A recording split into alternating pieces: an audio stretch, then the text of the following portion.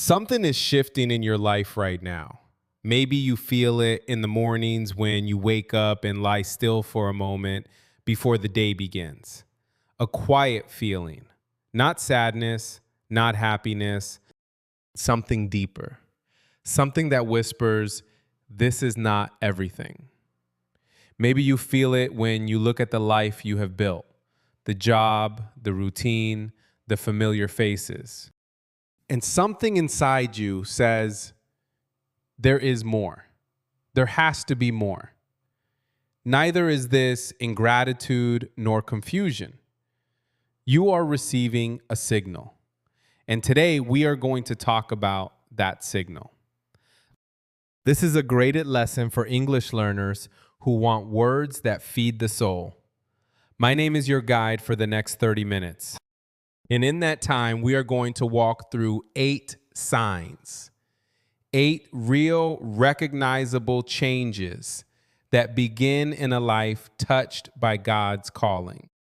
By the end of this lesson, nothing in your story will feel like an accident. So take a breath, settle in, and let us begin. Sign 1, the restlessness. There is a woman. We will call her Sarah. Sarah had a good life, a steady job as a nurse at a busy hospital, a small apartment with morning light, friends who called on weekends. By every measure that the world uses to judge a life, Sarah was doing well. But every evening when she came home and sat in the quiet, something felt wrong. Not wrong like pain, not wrong like crisis, wrong like a shoe that does not quite fit. You can walk in it, you can even run, but you always know this is not exactly right. Sarah tried to explain it to her sister once. Her sister looked at her with kind, confused eyes and said, "But you have everything. What more do you want?" And Sarah could not answer because she did not know yet. She only knew one thing. Something inside her was restless. Here is what I want you to understand today. Restlessness is one of the first signs, not the restlessness that comes from stress or exhaustion, not the restlessness that disappears after a good night of sleep or a holiday by the sea. This restlessness is different. It is quiet. It is patient. It does not shout. It waits. It is the feeling that the life you are living, even if it is a good life, is not yet the full life. That there is a room inside you that has never been opened. And behind that door, something is waiting. Many people feel this and become afraid. They think something is wrong with them. They push the feeling down. They work harder, sleep less, fill their days with noise so they do not have to hear it. But here is the truth. You are not broken. You are being moved. That restlessness, it is not a problem to solve. It is a compass pointing in a direction. It is God saying quietly and clearly, I have something for you, something you have not seen yet. Come. The people who answer great callings in history, the ones who changed cities, who built movements, who touched millions of lives. Almost all of them describe the same beginning, not a flash of lightning, not a dramatic moment on a mountain, just a quiet, persistent, impossible to ignore feeling that the life they were living was too small for what they were meant to do. That feeling is not your enemy. That feeling is your beginning. So let me ask you something today, and I want you to think about this honestly. Is there something in your life right now that feels too small? A role that no longer fits? A routine that leaves you empty even when it looks full? Do not run from that feeling. Do not silence it. Sit with it. Listen to it. Because that quiet restlessness you carry, It might be the first word of a very important sentence that God is writing in your life. When God calls you, everything changes. It always begins here, with a feeling you cannot quite explain and cannot quite ignore. Sarah did not know it yet, but her restlessness was not the end of her comfort. It was the beginning of her purpose. And in sign 2, we will see what came next. Because after the restlessness, things begin to break. Sign 2, the disruption.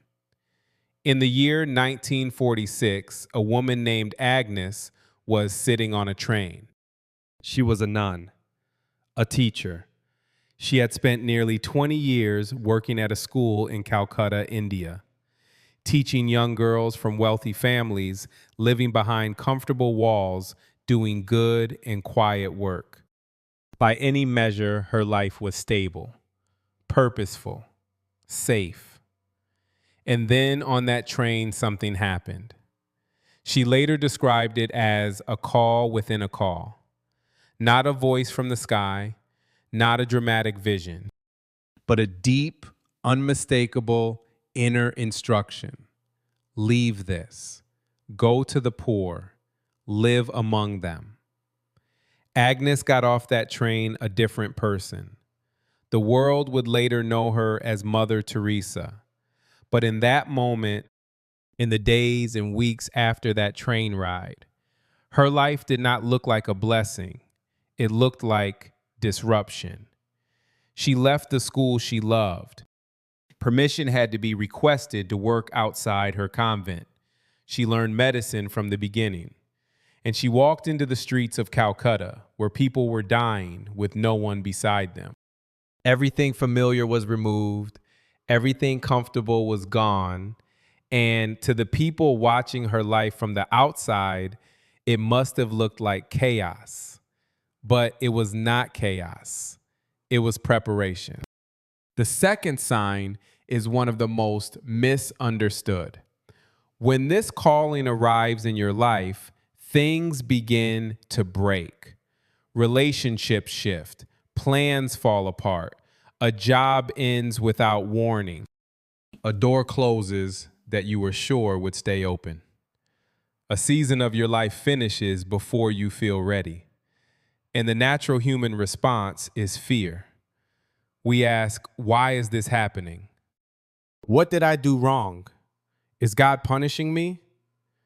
But here is what I want you to hear today. God removes what no longer belongs in your story. The disruptions are not accidents. The losses are not failures. The closed chapters are not mistakes. These are clearings. God is making space, removing the old so the new can arrive, ending the comfortable so the essential can begin. Mother Teresa did not become a saint inside the school walls. She became one in the streets, but she could not reach the streets until she left the walls. What walls in your life are being removed right now? What plan is falling apart that might actually be falling into place? The disruption is not the end of your story. It is the end of the chapter that was too small for you. Everything changes when the call arrives. And sometimes that change feels like breaking. But it is not breaking. It is opening. Sign 3, the burden. Now I want to tell you about a young man who could not sleep. He was 26 years old. He was a pastor in Montgomery, Alabama. He had a new wife, a new baby, a new church. He had worked hard for a quiet, meaningful life. But something kept him awake at night. Not worry about his family, not ambition for himself. Something else, something heavier. He looked at the world around him and saw people being treated as less than human. He saw injustice so normal that most people had stopped seeing it.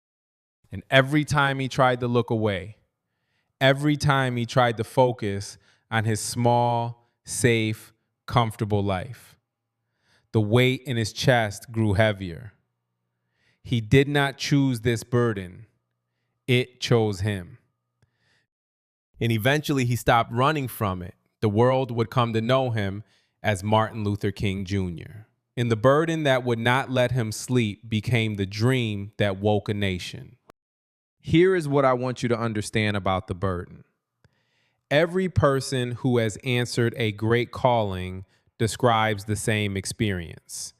There is one problem, one wound in the world, one group of people, one injustice, one need that they cannot ignore the way others do.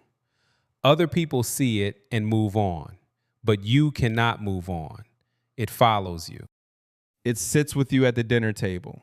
It wakes you at 3 a.m. It makes you angry or sad or restless in a way that no other problem does. Do not call this weakness. Do not call it obsession. Your calling lives inside your deepest burden. Think about Sarah, our nurse from Sign 1. The thing that made her restless was not just a vague feeling. When she went deeper into that feeling, she found something specific. She found a face. A group of people she could not stop thinking about, the elderly men and women in care homes who had no one to visit them, who died alone, who were cared for by people who were too busy to truly see them. That was Sarah's burden. And that burden was the shape of her calling. She did not understand it yet, but she was getting closer. So here is the question I want to leave with you before we move to sign 4. What breaks your heart? Not in a general way, specifically. What group of people, what problem, what part of the world causes something to move inside your chest when you think about it? Because that movement, that ache, that is not an accident. That is God showing you where he needs you. Martin Luther King Jr. did not choose to carry the burden of racial injustice, but he chose, eventually courageously, to say yes to it. And when he said yes, he did not just change his own life, he changed the world. Your burden might not carry you to a march on Washington, but it will carry you somewhere specific, somewhere only you can go. Do not be afraid of the wait. The wait is the calling. Sign 4, the confirmation. There was a man who spent years trying not to believe. He was brilliant, a professor at Oxford University in England. He read philosophy, history, and literature. He knew every argument for the existence of God, and he had an answer for all of them. He was an atheist, and he was proud of it. But something kept happening to him. He would be reading a book, and a line would stop him cold. A line that seemed to speak directly to the quiet longing inside him that he kept pretending was not there. He would have a conversation with a friend who believed. And something in the conversation would reach into his chest and hold something there. He would walk alone at night, and a feeling would rise in him that he could not name. Not sadness, not joy, something older than both, something that felt like recognition. He tried to explain it away. Again and again he tried. And again the signal returned. His name was C.S. Lewis, and eventually, reluctantly honestly, he stopped fighting. He later wrote that he came to faith not because he wanted to, but because the evidence, both outside and inside him, kept pointing in one direction until he could no longer honestly look away. He went on to write some of the most widely read books on faith in the 20th century, books that have changed millions of lives across the world. But it started with a signal that kept returning, a confirmation that came quietly, persistently, from many different directions at once. The 4th sign is one of the most beautiful. As the calling deepens, the confirmation begins to arrive. Not from one place, from everywhere. A stranger says something that answers the exact question you were carrying in your heart.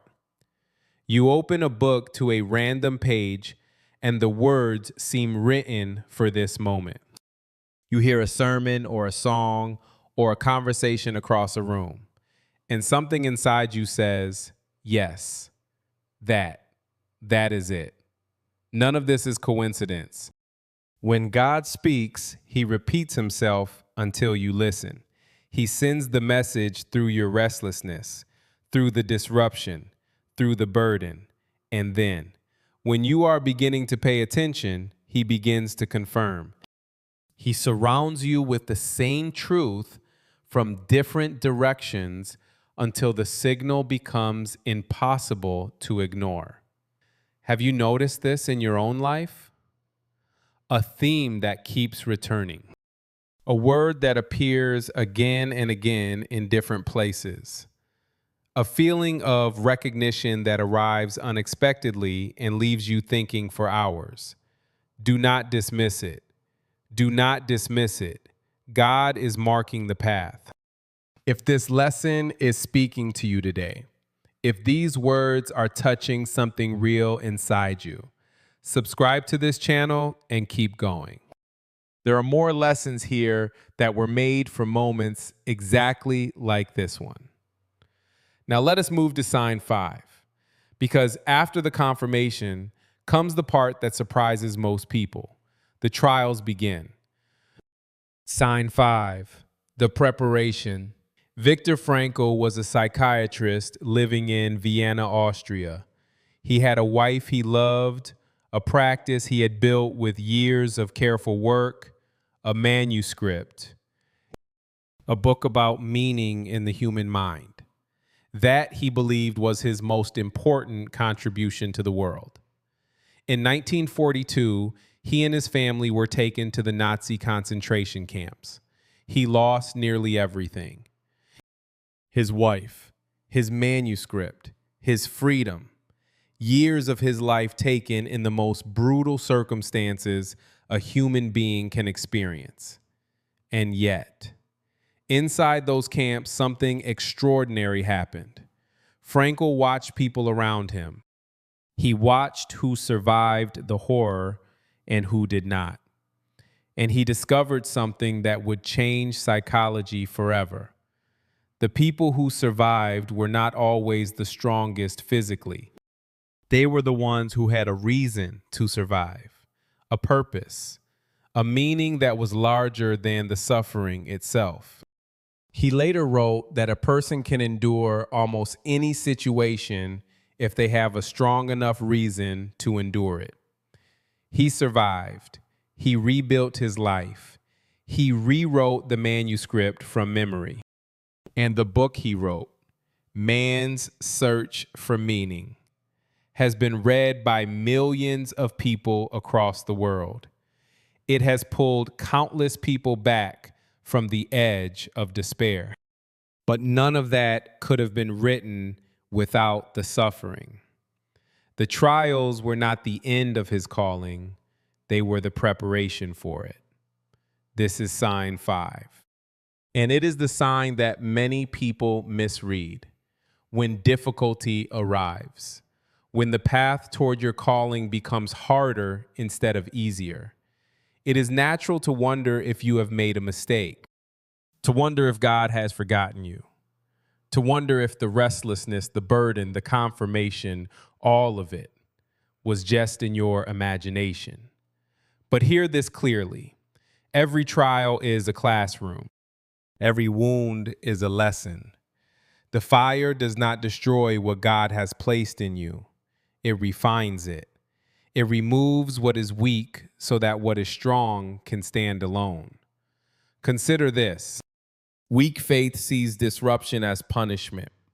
Strong faith sees it as preparation. The same event, the same pain, two completely different understandings.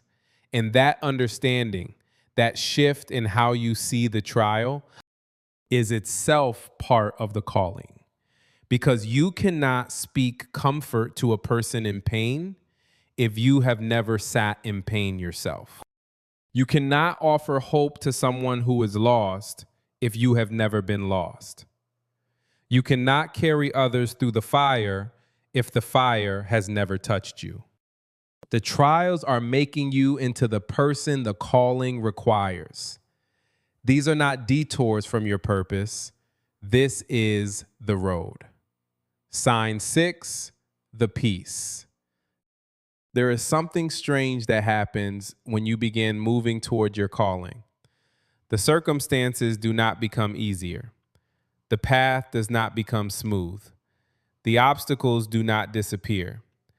But something inside you becomes still, not numb, not disconnected, still, like the center of a storm, where everything around you is moving fast, but at the very core, there is a place that does not shake.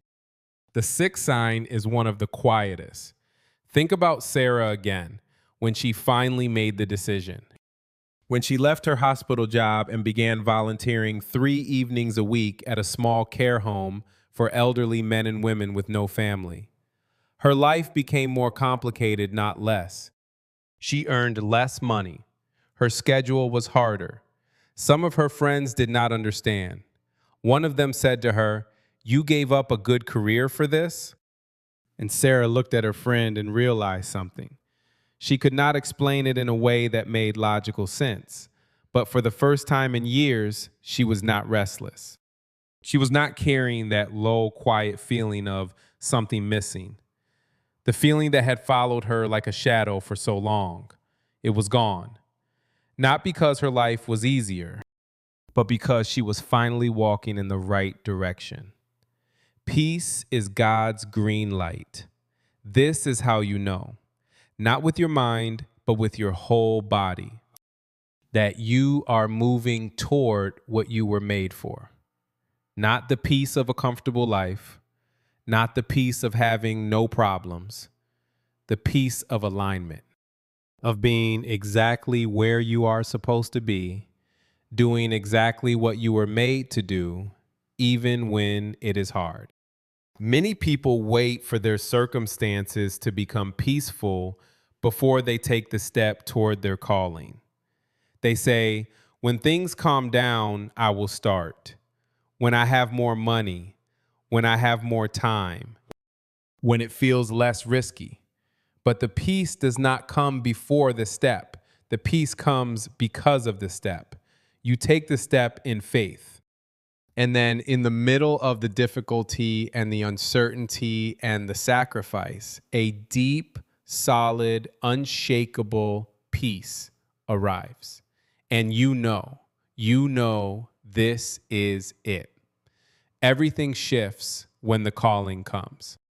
And one of the most powerful shifts is this: you stop running from the right thing because it is hard, and you start running toward it because it is true.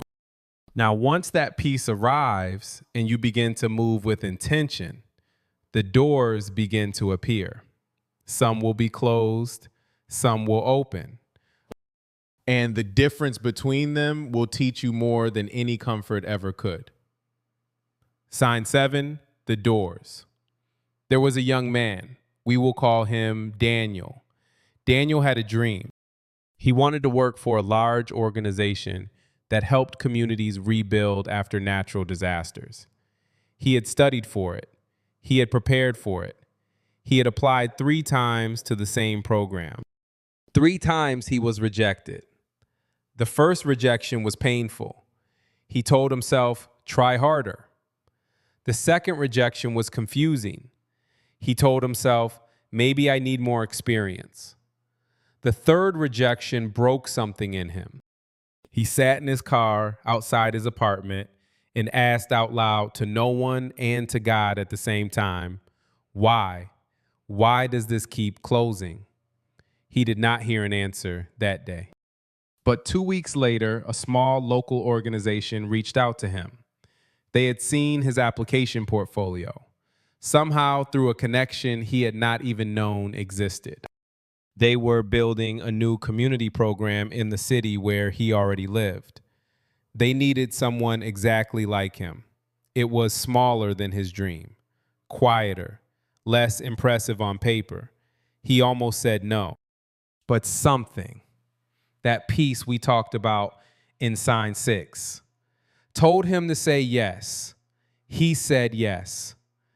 3 years later, that small program had grown into something that touched thousands of families. Daniel was leading a team. He was doing work that made him feel more alive than anything he had imagined in his original dream. And he understood finally why those 3 doors had closed. They were not the right doors. They were just the doors he could see at the time. Closed doors are not failures. They are directions. This is one of the hardest lessons to learn when you are standing in front of a closed door, hand still raised to knock, heart still hoping it will open. It feels like rejection, like God has said no to you. It feels like your calling was wrong, your faith was foolish, your hope was wasted. But God does not close doors to punish you. He closes them to protect you, to redirect you, to move you away from the good so you can find the great, to save you from the door that looked right so he can bring you to the door that is right. Here is a clear picture. Those who ignore the signs stay comfortable and empty. Those who answer stay uncomfortable and alive. The closed door is not comfortable. It hurts, but it is alive with meaning. If you are willing to stand in the hurt long enough to receive the direction. Look at the closed doors in your life right now. Not with bitterness, not with confusion. Look at them with a new question. What is this door protecting me from? And where is God trying to redirect me? Because somewhere, not far from that closed door, another one is opening. And when it opens, you will feel it.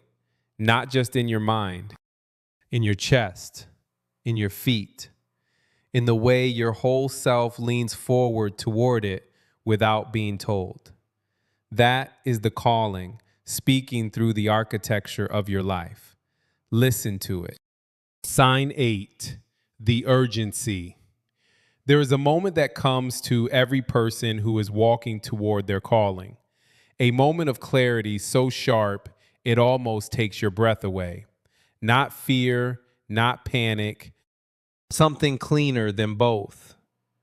A sudden, deep understanding that this life, this one specific, unrepeatable life matters. That the days are moving, that the time you have been given is not infinite, and that there is something you were placed here to do that no one else can do in exactly the way you can do it. This is the 8th sign, the urgency. It is not the urgency of anxiety, not the frantic feeling of someone running late, checking their watch, afraid of being left behind. It is something quieter and more serious than that.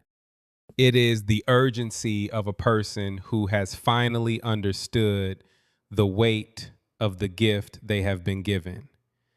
Think of a musician who has been given a song, a truly beautiful, once-in-a-lifetime song, and suddenly realizes that if they do not play it, it will be lost.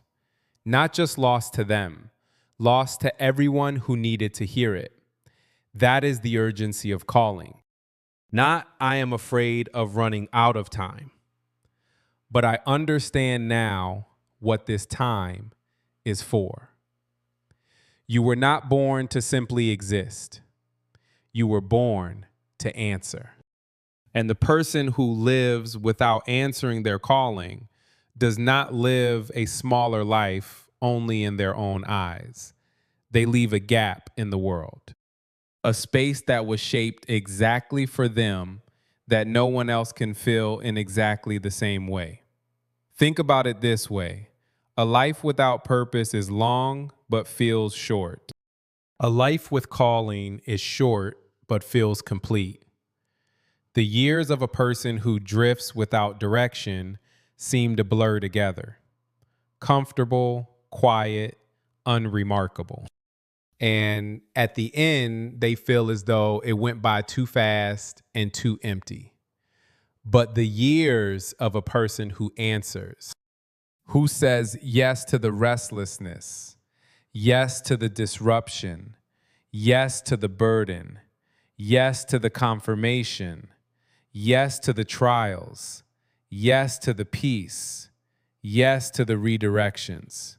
Those years feel full, dense with meaning, heavy with life, even if they are fewer years, even if the path was harder, even if no one ever built a statue or wrote a book about what that person did. Because the calling was never about being famous. It was always about being faithful. Faithful to the restlessness that came in the quiet mornings. Faithful to the burden that would not leave. Anchored in the confirmations that kept returning. Faithful through the trials. Grounded in the peace. Guided by the doors. Moved by the urgency. When God calls you, everything changes. And the most important change of all is this: you stop living for yourself alone, and you begin living for the purpose that was placed inside you before you were even born. This is not a small thing. This is everything. So let us walk back through the 8 signs together. 1, the restlessness. That quiet, persistent feeling that the life you are living is not yet the full life. 2, the disruption. The things that fall away, the plans that break, the seasons that end before you are ready. 3, the burden.